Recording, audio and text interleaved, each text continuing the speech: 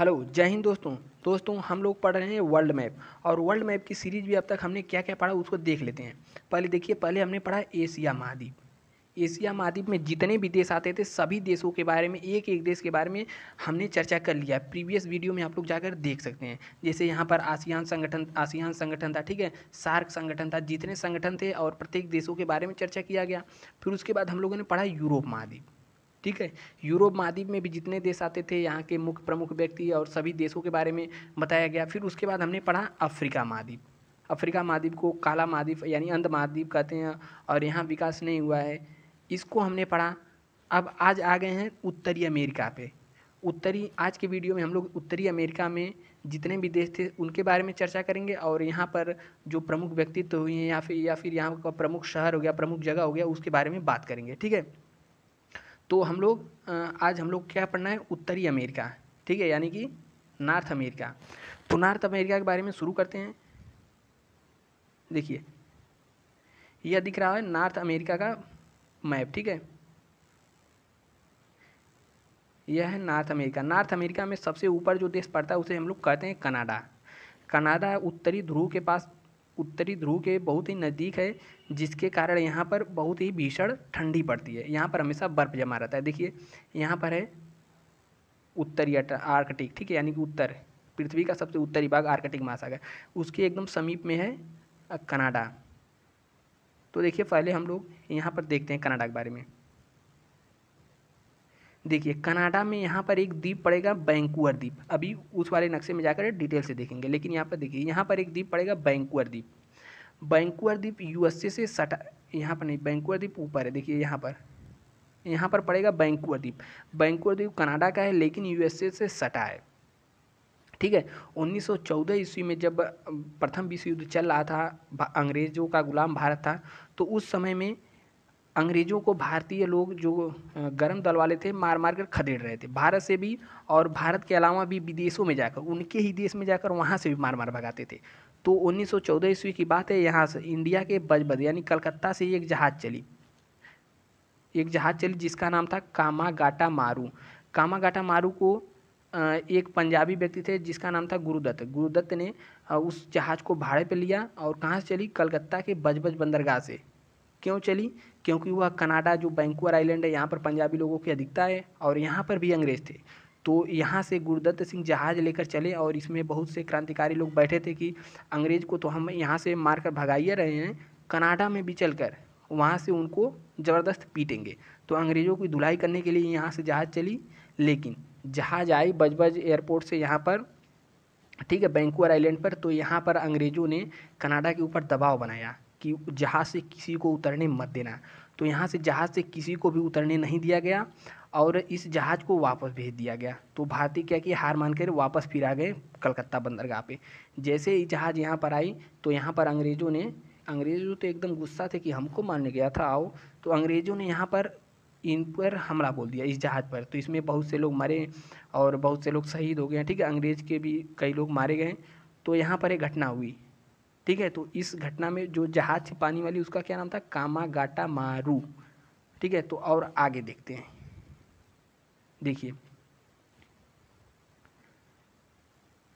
देखिए यह नक्शा है कनाडा का, इसको हम लोग थोड़ा जूम करते हैं और देखते हैं। देखिए, यही है वैंकूवर आइलैंड जिसके बारे में अभी हमने बताया, क्या है, वैंकूवर आइलैंड। और देखिए, कनाडा की सीमा जो है पूरे वर्ल्ड में सबसे बड़ी सीमा है। क्या है, सबसे बड़ी सीमा। अब सबसे बड़ी सीमा क्यों है, देखते हैं। देखिए, कनाडा में इतने छोटे छोटे द्वीप हैं, इनको यदि हम ऐसे नापे तो इतना छोटे छोटे द्वीप है, घुड़िया के इधर है, बहुत ही लंबा हो जाएगा। तो सबसे लंबी सीमा तो दूसरे देश की, लेकिन सबसे बड़ी समुद्री सीमा किस देश की है, तो कनाडा की। क्यों? क्योंकि इसमें इतने ज़्यादा आइलैंड है कि हम जितनी भी रेखा खींचेंगे तो सबसे ज़्यादा हो जाएगी। लेकिन यदि पूछ ले सबसे लंबी किसकी है, तो सबसे लंबी देखिए यहाँ पर, इसमें तो नहीं दिखेगा। देखिए सबसे लंबी यहाँ पर, देखिए सबसे लंबी यहाँ पर है चिली देश की। देखिए यहाँ पर एक देश दिखेगा, चिली। तो लंबी की बात पूछते, लंबाई मतलब एकदम ऐसे, और सबसे ज़्यादा पूछ दे तो वो कैसे भी हो सकता है, लेकिन लंबी पूछे तो यहाँ पर चिली पे। सबसे लंबी किसकी है, चिली की। लेकिन सबसे ज़्यादा सबसे बड़ी सीमा, समुद्री सीमा किसकी है, कनाडा की। ठीक है। और कनाडा देश की राजधानी क्या है? ओटावा। ओटावा कहाँ पर है? देखिए, कनाडा की राजधानी है ओटावा। और देखिए यहाँ पर कई शहर प्रसिद्ध है। कौन कौन शहर प्रसिद्ध है? देखिए यहाँ पर हमने एक देख ही लिया, वैंकूवर आइलैंड। और वैंकूवर आइलैंड के जस्ट बगल में जाएंगे तो एक द्वीप पड़ेगा, हैलिफैक्स द्वीप। देखिए यहीं पर एक पड़ेगा द्वीप, हैलिफैक्स द्वीप, ठीक, दिख नहीं रहा है, यहीं पड़ेगा हैलिफैक्स द्वीप। और उसके बाद जब यहाँ पर आएंगे तो पड़ेगा एक विनिपेग शहर। विनिपेग शहर कहाँ गया? छोड़िए, विनिपेग शहर को अभी देखेंगे। यहाँ पर देखिए एक बहुत ही बड़ा समुद्री वाला एरिया मिलेगा, इसे हम लोग कहते हैं हडसन की खाड़ी। क्या है? हडसन की खाड़ी। हडसन की खाड़ी समुद्र से छूती है। खाड़ी उस एरिया को कहते हैं जो कि दो ओर से समुद्री भाग से घिरा हो, 2 या 3 ओर से घिरा हो। देखिए यहाँ पर ये पूरी तरीके से घिरा हुई है, इसीलिए इसे कहते हैं हडसन की खाड़ी। इसका नाम है हडसन की खाड़ी। और देखिए यहाँ पर एक जलधारा बहती है, यहाँ पर एक जलधारा बहती है जिसे हम लोग क्या कहते हैं? बैफिन की। देखिए यहाँ पर एक द्वीप पड़ेगा बैफिन की, बैफिन द्वीप। और यहाँ पर पड़ेगा ग्रीनलैंड द्वीप। ग्रीनलैंड द्वीप पे नीदरलैंड का अधिकार है, डेनमार्क का अधिकार है। किसका अधिकार है? डेनमार्क का। डेनमार्क कहाँ पड़ेगा? डेनमार्क पड़ेगा यूरोप में, वहाँ से अधिकार किया है इस पर। लेकिन यह देखा जाए भौगोलिक रूप से तो उत्तरी अमेरिका में ही पड़ता है। अब देखिए यहाँ से कौन जल संधि है? इस जल संधि को कहते हैं हम लोग डेविस की जल संधि, ठीक है, डेविस की जल संधि कहते हैं। और इसे बैफिन की खाड़ी भी कहा जाता है। बैफिन की खाड़ी क्यों? क्योंकि देखिए यहाँ पर एक द्वीप है बैफिन, और उसके बाद इधर है ग्रीनलैंड, इन दोनों के बीच से जलधारा बहती है, इसीलिए इसे बैफिन की खाड़ी भी कहते हैं, क्योंकि बैफिन के बगल में है। अब यह जलधारा गर्म होगी कि ठंडी? या फिर दिमाग लगाइए। देखिए यहाँ पर है आर्कटिक महासागर। आर्कटिक महासागर पर हमेशा बर्फ़ जमा रहता है, और बर्फ़ से जब पानी आएगा तो पानी कैसा रहेगा? ठंडा। तो ये ग्रीनलैंड की धारा या फिर बैफिन की खाड़ी की जलधारा कैसी है? या फिर डेविस जल संधि की धारा कैसी है? ठंडी जलधारा है, ठीक है। और यह दुनिया की सबसे चौड़ी जल संधि है। क्या है? दुनिया की सबसे चौड़ी जल संधि है, लेकिन इसे चैनल कहा जाता है। देखिए यदि दो समुद्रों के बीच में पतला रास्ता रहे तो इसे क्या कहेंगे? जल संधि। और यदि रास्ता यही चौड़ा रहे तो क्या कहेंगे? चैनल, ठीक है। समझ में आया? जल संधि और चैनल। चौड़ा रहेगा तो चैनल, पतला रहेगा तो जल संधि। तो अब इसके आगे देखते हैं।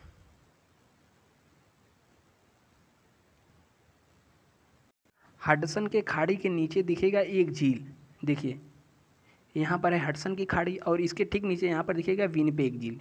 विनिपेग झील कैसी झील है? मीठे पानी की झील है, ठीक है। और यह जो इसके नीचे यहाँ पर दिखेगा 5 झील दिखेंगी।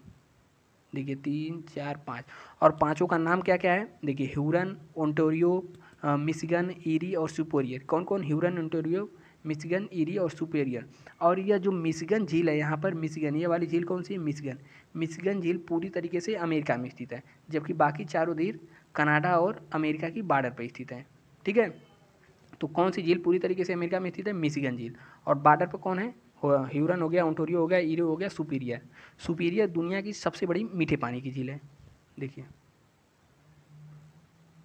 देखिए ये वाला झील है सुपीरियर, जो ऊपर है ना, यही सुपीरियर। सुपीरियर दुनिया की सबसे बड़ी मीठे पानी की झील है। मीठे पानी का मतलब मीठा, मीठे पानी का मतलब मीठे पानी की झील वह होती है जो कि समुद्र से सटे रहे। देखिए मीठे पानी या फिर ताज़ा पानी कह सकते हैं। तो दुनिया की सबसे बड़ी ताज़े पानी की झील सुपीरियर झील, सुपीरियर झील, ठीक है। और कौन कौन सी पांचों झील बताया हमने? ह्यूरन हो गया, ओंटारियो हो गया, मिशिगन हो गया, और ईरी और सुपीरियर। इसको हम लोग एक ट्रिक से याद रख सकते हैं, जैसे ये क्या, HOMES, होम्स। देखिए होम, यस से हो गया होम यानी कि ह्यूरन, ओ से ओंटारियो, एम से मिशिगन, मिशिगन पूरी तरीके से अमेरिका में है, ई से ईरी और यस से सुपीरियर, ठीक है। सुपीरियर सबसे बड़ी मीठे पानी की झील। तो इतना हमने जाना। और विनिपेग झील के बगल में ही एक शहर दिखेगा, विनिपेग शहर, ठीक है। यहीं पर मिलेगा विनिपेग शहर। विनिपेग शहर में दुनिया की सबसे बड़ी गेहूं की मंडी है। क्या है? गेहूं की मंडी है। दुनिया की सबसे बड़ी गेहूं की मंडी कहाँ है? विनिपेग शहर में। तो इसे विनिपेग शहर में ही है दुनिया की मंडी। और देखिए इसका एक राज्य है अल्बर्ट राज्य, ठीक है, अल्बर्ट राज्य, जो कि सर्वाधिक पेट्रोल और प्राकृतिक गैस के लिए प्रसिद्ध है। कौन सा? अल्बर्ट राज्य इसका है। जैसे भारत में है ना कई राज्य, वैसे इसका एक राज्य है अल्बर्ट, पेट्रोल के लिए सर्वाधिक फेमस है। और यहीं पर दिखेगा एक मॉन्ट्रियल प्रोटोकॉल के बारे में आपने सुना होगा, मॉन्ट्रियल प्रोटोकॉल, ठीक है, ठीक है। मॉन्ट्रियल प्रोटोकॉल क्या है? यह 16 सितंबर 1987 ईस्वी को इसका एक सम्मेलन हुआ था। कब?